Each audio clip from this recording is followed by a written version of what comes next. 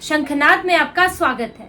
RG car अस्पताल मामले में जैसे जैसे नई बातें खुलकर आ रही हैं, वैसे वैसे लोगों का गुस्सा बढ़ रहा है। लोग सड़कों पर निकल रहे हैं। जो सिस्टम का घालमेल है, सिस्टम की मिली भगत है, कहीं भ्रष्टाचार चल रहा है तो कहीं आरोपियों को बचाया जा रहा है। इस सिस्टम से लोगों की बेचैनी बढ़ गई है और बंगाल के लोग अब सड़कों पर आ गए हैं। इसीलिए आज कलकत्ता में छात्रों ने मार्च निकाला, ना बनना अभियान मार्च निकाला। छात्र लाखों की संख्या में आज सड़कों पर निकले और ममता बनर्जी डगमगा गई, उनकी कुर्सी डगमगा गई कि इतनी बड़ी संख्या में उनके खिलाफ लोग। 13 साल के शासन में ममता बनर्जी ने सोचा नहीं था कि उनके खिलाफ लोगों में इतना गुस्सा भरा है, क्योंकि कई बार जो चीजें विस्फोट करती हैं, जो अंदर से चल रहा होता है, टूटा हुआ सिस्टम, एक चरमराया हुआ सिस्टम जिससे लोग परेशान होते हैं, वो एक दिन विस्फोट बनकर निकलता है। और वही हुआ इस मामले में। जो आरजी कार अस्पताल में ट्रेनी डॉक्टर के साथ जो क्रूरता हुई, और क्रूरता सिर्फ रेप और हत्या नहीं, क्रूरता उस अपराध को छुपाना भी है। क्रूरता उस ट्रेनी डॉक्टर के परिवार को उनकी मौत से, उनकी हत्या से अनजान रखना भी है। उन्हें अपनी बेटी का चेहरा देखने से रोकना भी है। ये भी क्रूरता है और ये क्रूरता कलकत्ता में हुई, सरेआम हुई। और इस कारण लोगों के अंदर जो पहले से गुस्सा भरा था वो आज सड़कों पर दिख रहा है और ममता बनर्जी की कुर्सी डगमगा गई है। ममता बनर्जी बेचैन है कि अब इस मामले में क्या क्या नया निकलेगा, क्योंकि पहले तो अस्पताल और स्वास्थ्य विभाग की जो मिली भगत है वो सामने आई कि कैसे जो प्रिंसिपल है वो वहां पर भ्रष्टाचार की दुकान खोल के बैठा है।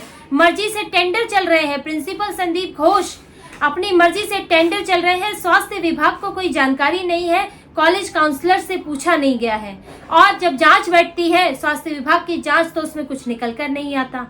उनके ट्रांसफर होते हैं तो वापस आरजी कार अस्पताल आ जाते हैं। तो ये स्वास्थ्य विभाग और जो प्रिंसिपल है उसकी मिली भगत सामने आई, और अब आरोपी और पुलिस की मिली भगत सामने आ रही है। ऐसी चीजें सामने आई हैं जो हैरान करने वाली हैं, और वो पुलिस से जुड़ी है सीधे तौर पर, जिन्हें आरोपी की जांच करनी है। और जो आरोपी संजय रॉय है उसकी कैसे मदद की गई ये जानकर कोई भी हैरान हो सकता है। संजय रॉय की बाइक, ये सबसे हैरान करने वाली बात है कि संजय रॉय की बाइक पुलिस कमिश्नर के नाम पर रजिस्टर्ड है। आप ये सोच सकते हैं, संजय रॉय जिस बाइक से रात को आरजी कार अस्पताल गया, वहां से निकला, फिर 2 जगह रेड लाइट एरिया में गया, फिर वापस आया, वो बाइक जो कई किलोमीटर चली, उस बाइक को वो संजय रॉय के नाम पर नहीं, वो पुलिस कमिश्नर के नाम पर रजिस्टर्ड है। अगर संजय रॉय सड़क पर कोई अपराध करके भाग जाता है तो वो बाइक किसके नाम पर निकलेगी? Police commissioner. क्या जांच हो पाएगी? संजय रॉय को ऐसा लगता है पूरा सिस्टम ही बचाने में लगा था। एक अपराधी जो 4 शादियां कर चुका है, जिस पर घरेलू हिंसा के आरोप हैं, उसको वॉलेंटियर बनाया जा रहा है। एक आदमी जो दिन रात भ्रष्टाचार में लिप्त है वो प्रिंसिपल बन रहा है। तो ये कलकत्ता का सिस्टम चल रहा है, और पुलिस कमिश्नर के नाम पर बाइक रजिस्टर्ड हो जाती है। इसका जवाब कौन देगा? और इतना ही नहीं, ये तो बड़े लेवल के अधिकारी, यहाँ तो नीचे से लेकर ऊपर तक सब लिप्त हैं। जो संजय रॉय है वो जब, जैसा कि उस पर आरोप है, वो रेप और हत्या के बाद जब अस्पताल से निकलता है तो कहाँ जाता है? एक पुलिसकर्मी के घर में, एक पुलिस अधिकारी के घर में, और वो है सिटी के असिस्टेंट सब इंस्पेक्टर अनुपम दत्ता। अब अनुपम दत्ता के घर में वो शरण लेता है रात को, और वहां पर वो क्या करता है? क्या वो उस अपराध के बारे में बताता है? अनुपम दत्ता उसे शरण क्यों देते हैं? आखिर क्या वजह है कि वो एक ऐसे आदमी को जो कई तरह के अपराधों में लिप्त है, जो रात को एक अपराध करके आया है, उसको वो जगह देते हैं? अनुपम दत्ता असिस्टेंट सब इंस्पेक्टर है, वो कोई वॉलेंटियर नहीं है। उनके पास एक सरकारी जिम्मेदारी है, वो एक सरकारी कर्मी है। वो आखिर कैसे उसको जगह देते हैं? क्या उन्हें पता था वो क्या अपराध करके आया? क्या उन्होंने कुछ छुपाने की कोशिश की? क्या सबूत छुपाने की कोशिश की?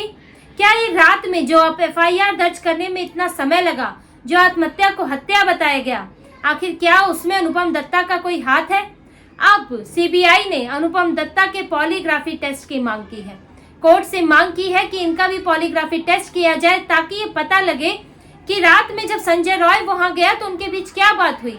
अनुपम दत्ता ने किसे फोन किया?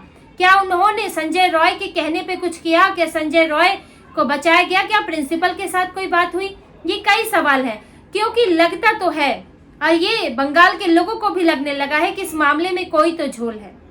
ऐसा नहीं है कि सीधा सपाट मामला कि इसमें कोई अपराध हुआ और फिर पुलिस आई और फिर जांच शुरू हो गई। अगर ऐसा होता तो इतना हंगामा ही नहीं होता, क्योंकि इस मामले में साफ लगता है कि कुछ छुपाने की कोशिश है। देखिए, अपराध होना अपनी जगह है, अपराध कम होने चाहिए, उसको रोकने की कोशिश होनी चाहिए, ये एक अलग विषय है। लेकिन जब अपराध होता है तो उसके बाद सही तरीके से जांच हो तो एक आधा न्याय तो व्यक्ति को उसी वक्त मिल जाता है। एक सुकून होता है कि हमारे साथ जो न्याय हुआ है उसका न्याय मिलेगा। लेकिन परेशानी कब बढ़ती है, लोगों की उम्मीद कब टूटती है, कब उन्हें धोखा महसूस होता है, जब जांच ही गलत हो। और इस पूरे मामले में यही हुआ।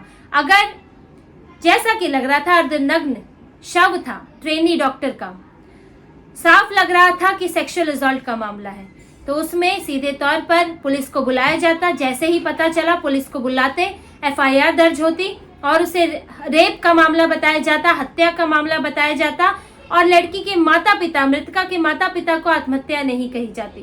तो ये माना जाता कि सिस्टम पाक साफ है, हाँ एक अपराध हुआ है, उसकी जांच होगी और आरोपी को पकड़ा जाएगा। लेकिन यहाँ तो सिस्टम में ही झोल है, सिस्टम में ही गड़बड़ियां हैं। पहले अपराध छुपाने की कोशिश हुई, फिर पता चलता है कि जो कोशिश कर रहे हैं वो खुद भ्रष्टाचारी है।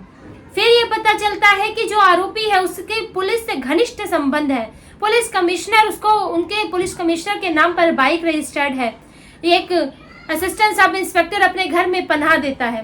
तो आखिर ये सब कैसे हो रहा है, ये पूरी क्या चल क्या रहा है पूरे बंगाल के या कलकत्ता के ये जो सिस्टम है, पुलिस, स्वास्थ्य, इस सिस्टम में आखिर क्या चल रहा है, ये सवाल अब लोगों के मन में खड़ा हो गया है। और इसीलिए आज सैकड़ों छात्र, लाखों छात्र सड़कों पर निकले थे। ममता बनर्जी ने हालांकि लाठियां बरसाई, वो लोग राज्य सचिवालय ना बनना जाना चाहते थे लेकिन उन्हें रोका गया, लाठियां बरसी, कई लोग गिरफ्तार किए गए और इसीलिए कल बीजेपी ने बंद बुलाया है कलकत्ता में। हालांकि ममता बनर्जी अब भी वो अपनी अकड़ में है। ममता बनर्जी ने सोचा नहीं था कि ये हो जाएगा, इसलिए उन्होंने कहा कि कोई बंद नहीं होगा और सरकारी अधिकारियों को यह आदेश दिया है कि कल दफ्तर आए, उनकी जान खतरे में हो चाहे जो हो, लेकिन दफ्तर आए, जो नहीं आएगा कार्रवाई होगी। ये है तानाशाही, इसे तानाशाही कहते हैं। कि आपने कहा बस कि अगर बंद का ऐलान हुआ है, अभी हाल में एक भारत बंद हुआ था, क्या उसमें कैसा कोई आदेश जारी हुआ? आखिर कलकत्ता जो महाराष्ट्र में बदलापुर में हुआ, इसमें भी भारत बंद हुआ था, उसमें भी ऐलान हुआ था, लेकिन कोर्ट गई सरकार, कोर्ट से फैसला आया। लेकिन ममता बनर्जी कोर्ट नहीं गई, ममता बनर्जी ने ऐलान कर दिया कोई भारत बंद नहीं होगा, सरकारी अधिकारी जैसे तैसे हो आए, चाहे उनका सिर फूट जाए, चाहे उन्हें गाड़ी ना मिले, चाहे उनके साथ कोई हादसा हो जाए, वो अपने अपने दफ्तरों में जरूर आए। ममता बनर्जी ने ऐसा आदेश दे दिया है। देखिए, ममता बनर्जी अभी भी जो उनको लगता है वो अपने गुमान से बाहर नहीं आई है। उनको ये समझ नहीं आ रहा है कि बंगाल के लोग अब जाग रहे हैं। बंगाल में इस समय करीब 48,000 रेप के मामले हैं, रेप के मामले दर्ज हैं और ममता बनर्जी ने या उनके बनाए सिस्टम ने ये सोचा कि एक रेप का मामला और हो जाएगा तो क्या होगा। बंगाल के लोग तो सो रहे हैं, वो तो अपने कुछ और वजहों से जो है शांत बैठे हैं, एकजुट नहीं हो पा रहे कि किन बातों की वजह से इस सिस्टम के खिलाफ बोल नहीं पा रहे।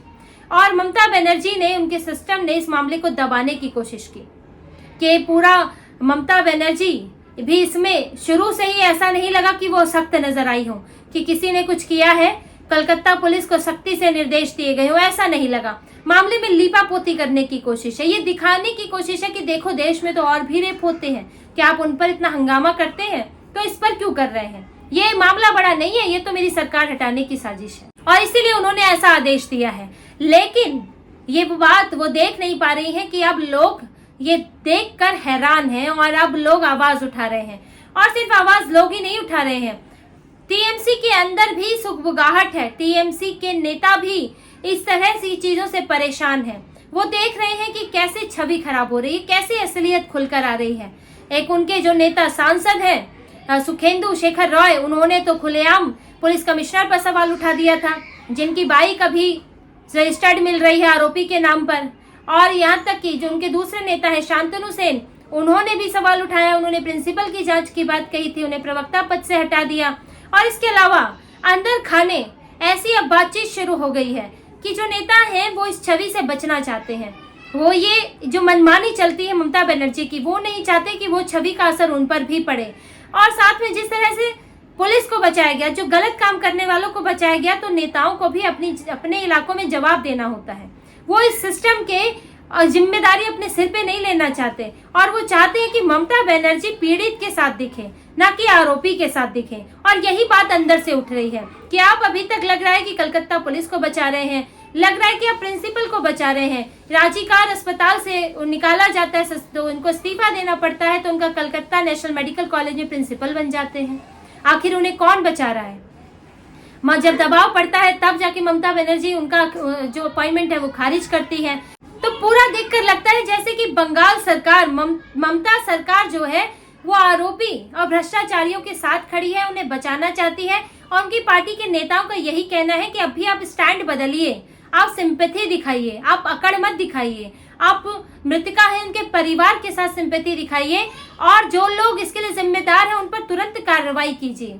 अब कार्रवाई क्यों नहीं हो रही है, क्या कहाँ तार जुड़े हुए हैं, ये तो अलग बात है कि अगर एक धागा खींचा तो कहाँ तक उधड़ता हुआ जाएगा, इसका डर भी होता है।